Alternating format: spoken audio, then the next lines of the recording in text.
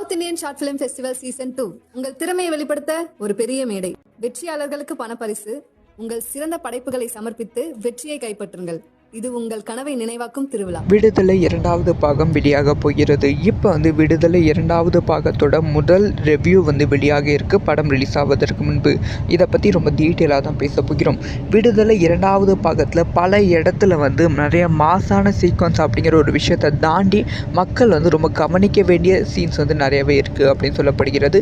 படம் ரிலீஸ் ஆகிட்ட அப்புறமா மொத்த படமாக பேசும் பொருளாக இருக்கும். அதையும் தாண்டி ஒவ்வொரு சீனும் பேசப்படும் பொருளாக இருக்கும் அப்படின்னு சொல்லப்படுகிறது.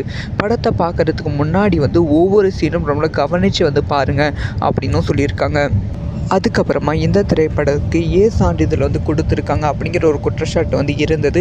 ஆனால் ஏ சான்றிதழ் கொடுத்துருக்காங்க, அதனால் இந்த படத்தை குழந்தைகளோட பார்க்க முடியாது அப்படின்னு நினைக்கலாம். ஆனால் அந்த மாதிரி கிடையாது. கம்ப்ளீட்டாக இந்த ஏ சான்றிதழுக்கும் இந்த திரைப்படத்துக்கும் கொஞ்சம் கூட சம்மந்தமே இல்லாத மாதிரி தான் படம் இருக்குது.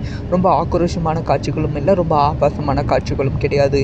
சில அரசியல் வசனங்களுக்காக தான் இந்த திரைப்படத்துக்கு ஏ சான்றிதழ் கொடுத்துருக்காங்க அப்படிங்கிற ஒரு விஷயம் இந்த விமர்சனத்தில் உறுதியாகி இருக்குது. அதுக்கப்புறமா இந்த திரைப்படத்தில் ஓவரான ஹைப்பும் ஓவரான மாசம் விஜய் சேதுபதிக்கு தான் இருக்குது அப்படின்னு சொல்லப்படுகிறது. ஆனாலுமே கடைசி ஒரு 30 நிமிஷம் சூர்யா அவர்கள் பயங்கரமான மாசம் ஏற்படுத்தி விட்டு அந்த படம் முடிச்சுட்டு வெளியே போகும்போது சூர்யா அவர்கள் ஞாபகம் அப்படியே கம்ப்ளீட்டாக இருக்கும் அப்படின்னு சொல்லப்படுகிறது. 2 ஹீரோ பயங்கரமாக எவால்வ் ஆகிற மாதிரி தான் இந்த திரைப்படம் முடிச்சிருக்காங்க அப்படின்னு சொல்லப்படுகிறது.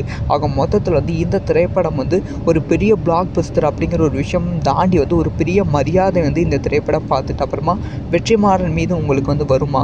இதை பற்றி உங்களோட ஒப்பீனியன்